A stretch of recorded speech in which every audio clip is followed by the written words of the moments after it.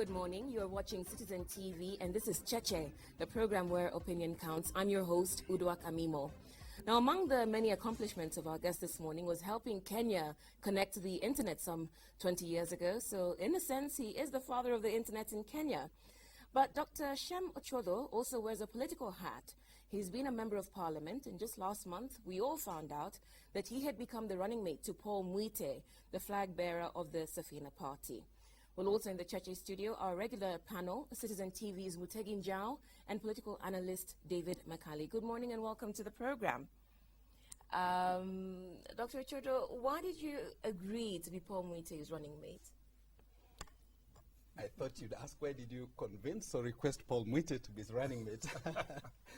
No, I think Kenya is honestly in dire straits. We're at crossroads. Kenya remains a sleeping giant. To the large extent, this is due to poor leadership we have had over the past 50 years. And we thought it vital that we present ourselves to Kenyans. Do you sincerely think you're going to win? Why not, Mutegi? I hope I'll have your vote. You came on me the other day. Your campaign looks like completely moneyless. Other people are going by chopper. All right. You're just taking a walk nearest, yeah. You know, they say kutangulia in Swahili, sio kufika. But I must mention that I may personally have been late in the game, but not so my presidential candidate. Honorable Mwite actually did announce that he was running for president in July 2011 when he launched our manifesto. So, yes, and he's been working in the background. He's been to more than 30 counties. This past 2 weeks, we have been to 2 more. We spent the better part of last week in Homa Bay County, as you're probably already aware. Homa Bay County is the home county? Absolutely. Why go home? That should be guaranteed. Oh, they say east-west home is best sometimes, but yes. Doctor, this is, of course, you're a veteran in these things. You've been in the political field, I think, for the last almost 20 years. You ran, you were MP, you lost because you were, in my view, on the wrong side of the political divide at that time. You ran against Odinga's wave. Was it this SDP? I remember. And then you had a spark. Correct. Right. What makes you think that this time you have any luck, especially going for a high seat where all the odds, everybody looking around can see you don't even have 1% chance of getting it? All right. David, I should begin by saying I may have been in politics a little longer than that. You know, people think you're in politics from the time you start running for a parliamentary seat. But in 1982, Kenyans may recall, I was one of the student leaders who were incarcerated for about 10 months. So some of our so-called senior politicians, we started politics at the same time. So that's one. But I must also mention that some of us have dedicated the better part of our lives to realize a better Kenya. And Udwa did talk about internet. I often say one of my little modest contributions to mankind and to this country in particular is that internet. When we started talking about it, and on that particular night, which I still remember with nostalgia, the night of 20th October 1994, when the first internet packet came into Kenya, we were like voices, lone voices in the wilderness. And I'm glad, David, you were one of the early guinea pigs, because you were one of the early users of adopters of technology at that particular time. We're very delighted that even though most of Kenyans still don't have access to the internet, but of course every Kenyan now talks about M-Pesa, which drives on the internet. So we have made some modest contributions, but we think we can still do a little more to our country. So I think you've digressed a bit from the question that David asked, because he said you've been an MP. Correct. And so you have been in you have been in politics. Right. But what makes you so sure that, given that you're not even featuring on the opinion polls or any sort of political radar, that you have a chance, you and your running mate have a chance of forming Kenya's next government? I think my take is, since we presented our papers, no poll has been done. We are hoping that when the first poll is done, when we are in, we will feature, and we'd want to call upon Kenyans to consider us and look at our track records, particularly the track record of my party leader, Honorable Paul Mwite. And for me, this is one reason that I should say Paul wasn't the only presidential candidate that asked me to be a mate.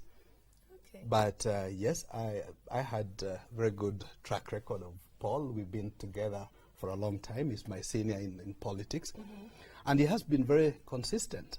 I do know a lot of people talk about social justice and social democracy, but they don't mean it. They don't act it.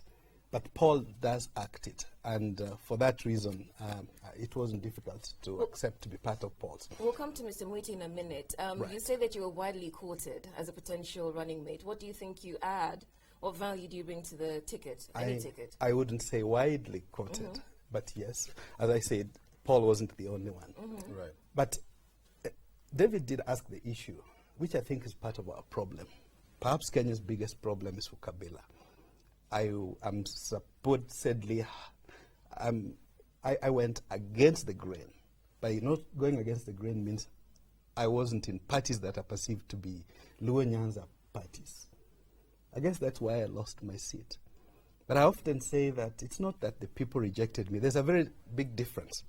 In 2002, I was elected by the people at the nomination stage in NAC. The same happened in 2007 in LDP. I was elected. Kenyans may recall that on the midnight of the final handing in of papers, presenting of papers to the IEBC, then ECK, 3 of us were supposedly disqualified at midnight. The other 2, one was former MP of, I think, Madare or something, and the other of Westlands. In the morning, both were reinstated. I was the only one who was not reinstated. So the problem Okay, is... just outline to us your tribulations. What is the issue here between you and your your home? My big brother. Yes. Let's be blunt about it. What's the difference between you and Raila Odinga? I must say there's nothing personal between Raila and I. Yes. As they have told us, there's nothing personal between him and Uhuru Kenyatta. Yes. Our point of departure, and that's very well documented in my book, Dawn of a Rainbow, which is in the bookshops. The Dawn of a Rainbow catalogues how we parted ways, and we parted ways when Raila and team chose to go and work with KANU. I feel so good that I've never been associated with KANU, and the same to Paul Mwite. And at that particular point, I did realize that we were on different wavelengths. When NDP opted to work for KANU, we were told 3 or 4 major reasons. One was to deliver a new constitution, very noble ideas, to revive the economy, which was then going down, looking down southwards, to restore security, and to contain graft. Those were 4 very noble national ideas. At the local level, I happened to have been in the think tank. Actually, I was the first chairman of NDP's think tank. What has continued to be now ODM think tank. A good number of the people there were people that I recruited when I was done at the University of Nairobi. We were asked, said, okay, apart from the national issues, most of us happened to have been from Nyanza. When we were MPs in NDP, we were 21 MPs. I think 20, except Honorable Nyanja, were from Nyanza. So one could easily claim that we were like a Nyanza party. Yes. So we had to have a script also for what needed to be done in Nyanza. And incidentally, Professor Oyugi, Dr. Duawiti, and I were asked to draft a memorandum of what we would want the government to do for the people of Nyanza, which again for me made a lot of sense because Nyanza has been marginalized by respective regimes and probably continues to be, I must say. But Nyanza is not the only part of the country that has been marginalized. Others have been. So we came up with about 4 major projects that needed to have been done to Nyanza, apart from the national pursuits. Yes. One of them was the molasses project. Others were restoring the cotton industry, the fishing sector, and finally was the sugar industry, all cross-cutting and coated with revival of the roads project. Yes. So at what point did you part? The fact that Raila went into cooperation with the KANU and you didn't think that was the way to achieve these objectives, or? This is the point where we departed ways, and this is what I was coming to. I did gather that, and this is something I got from one of the then senior KANU ministers. One of the things that was to be done was tarmacking of roads in Nyanza. And in particular, in my case, was a road from Katito to Kindu Bay, to Homa Bay, to Mbita. And I remember the last joint rally I attended when President Moi came to Homa Bay. I was then the MP of the area, so I was the master of ceremonies. And at that time, we'd started going different ways. And I remember the words that ata mimi mzee, hii barabara ya Katito, Kindu, Homa Bay, ikiwekwa lami nitakuwa tu barabara sawa sawa. My premise was that if some of those things were delivered, I would be okay. One of the ministers did tell me, you know what, maybe Moi discovered that instead of spending then 100 million shillings to tarmac this road, then that would have done the road. Of course, now it requires a lot more money. You probably could use just a fraction and still get the same result. My premise was that those things that Moi promised to do, none of them was done. And at that time, I did realize, I think we are in here for a shock. And probably there were personal benefits. What does that minister mean when he said probably spend a little money? I think he meant that Moi was dealing with people the way that he used to do. By offering tea as State House, maybe. And because I didn't realize people who were working with race were raising these issues, as a Christian, I was particularly concerned, and I said, I'm not going to go that way. That became the parting point. Because Yes. why I'm particular on that parting point, Yes. departure, Right. Dr. Ochuodho, is this. You were not the only one who Right. had parted ways with Raila, for example. Right. There was Nyang' Nyong'o. Yes. There was your friends like James James Orengo. Orengo. Yeah. All these people had moved to SDP. They Yes. did an election. They lost against his will. Right. But somehow they found their way back. They found their way back into his books and Right. became his greatest campaigners and supporters up to now. You decided that parting of ways was for good. It was reconcilable. No, I don't think it's really reconcilable. You know, Yes. in politics, they say there are no permanent enemies, only permanent interests.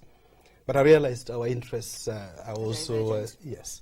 Right. Because I think impunity is a major problem of Kenya's leadership and doublespeak.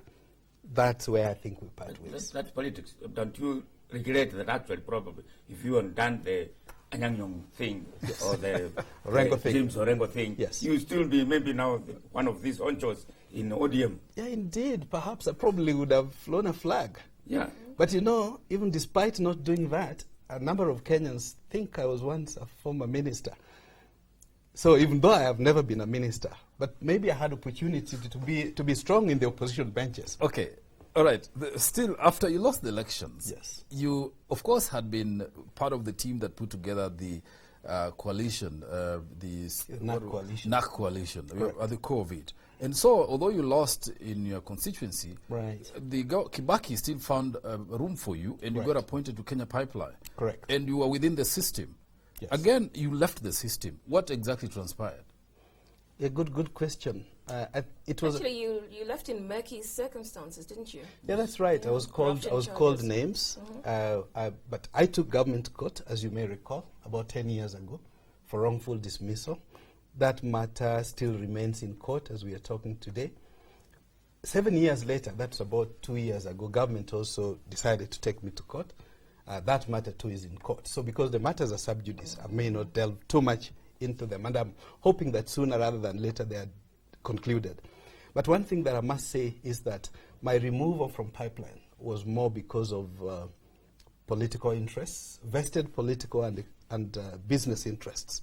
There were people who wanted to do business with the company, and indeed, when I was removed, we've seen what happened. Some of what But happened. let's be clear, because you say you've countersued, but the allegation against you Right. was that you had caused the loss of hundreds of millions of shillings. That's what has been said. But I must say that even that figure, Udwak, you will have noticed it varies. Initially it was 2 billion, then it's 200 million, then I don't know how many millions. So it's been varying. But the truth is we took a loan of 2 billion Kenya shillings You remember the pipeline when I went in was sinking. Actually, the 2 previous years, 2001 and 2002 in the books, the pipeline was losing $500 million shillings every year. And when I went in, people may recall that at one time, actually, auctioneers came to take away, to attach properties of the pipeline because we were not able to pay our debts, our creditors. The very first year that I went in, actually, we turned the company round. We made a profit of 800 million shillings. The second year that I was there, we made 2.4 billion shillings profit. The third year, when I was now removed, we were destined to make 3.2 billion shillings. That was the projection. So the company was looking up. But I must mention that one of the things that we had to do to get the company back on track was to take this loan. And there was this loan that was offered to us by a company that was linked to a company inside. I forget some of the names because I've more than 10 years. But at that time, we were given the comfort. This was one of the most credible international lenders. And the terms that they were giving was most attractive. Actually, what we did at the pipeline, I would do it again. People came and said, we're going to give you this loan, 2 billion shillings. You're not going to pay interest.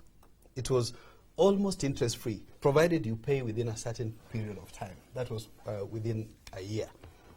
The way they were doing it was that they were going to recover from the creditors. They would tell the creditors, no, pipeline has been owing you 100 million shillings for the past 8 or so years, because there were such cases. They have not been able to pay you. Are you prepared to give a discount of maybe 2% or 5%? And then we buy off that debt. I hear they call it refinancing. And this is what our... Is that how AAA came in, the company? Yes, that's how they came in. Okay, just in a nutshell, because I'm sure a lot of people may not understand the complexity of this issue, and it's a very detailed one. I've followed it. Right. But in a nutshell, what did the government sue you for? I mean, that is on the record. Right. It's very unfortunate that the late Honorable Mbela, who was chairman of the board when we were removed, he was one of the directors. There are a number of people that were used to, I would say misused, to try and fix us, even where there was no problem. Mbela was made to attest to the fact that the board didn't approve, yet their board approvals. So what my chairman and I were accused of was that we took a loan without board approval. Right. Yet there are board minutes that approved. Later, some of the board members, including the late Mbela and some others, were trying to deny the minutes. But I must say one thing. Okay. There are directors who said, no, our conscience can't allow us. Madam Aisha, for example, a university lecturer, resigned. Say, how can we say we didn't approve when we sat as a board and decided? So the point was that we took a loan without approval. And I should add, it's not that any money got lost, because the money was used for the intended purpose. Yes. So this okay. Yes. I'm aware that it's in court, and we don't want to get into specs. I just wanted you to outline the case in court, right, and your contention and what the state's contention is. Right. And then you have sued the government in return. In a nutshell, what are the facts of your suit? I wouldn't say I should sue the government in wrongful dismissal. In between, I must say that government sent fillers. Government tried to appoint me to government positions, but the premise was that how do they appoint me when I've taken the state to court? My premise was that I also couldn't withdraw the matter because my name, it's such baggage. When people look at you, they think you're a thief. And this is something that I think has inflicted a number of Kenyans. I'm not the only one. Yes. People have been called names. Some have been even imprisoned. When I was due to the matter of 1982, when I ended up being swung into Kodiaga prison, I met somebody who had been there for about 20 years. Apparently, this guy was convicted of having handled stolen goods, in the sense that on Christmas Day, he bought a cock from a market, which was stolen. And I was saying, how unfair can our laws be? In fact, the joke is that this guy went to appeal. Initially, had been swung 28 years. But on appeal, the judge enhanced it to 32 years. And he had by that time served about 20 years, so he was just about to come out with remission. So my premise is that our judicial system has been stinking. And I'm so glad we have William Tonga. I hope things will get a bit different. Okay, we have to pause at that point and take a break. When we come back, we will focus on what qualities you add to the ticket as a running mate, because you haven't answered that question. You're watching Cheche live on Citizen TV. Dr. Shem Ochuodho is our guest this morning. If you've got any questions for him, you can SMS 2442 or you can tweet Cheche_TV.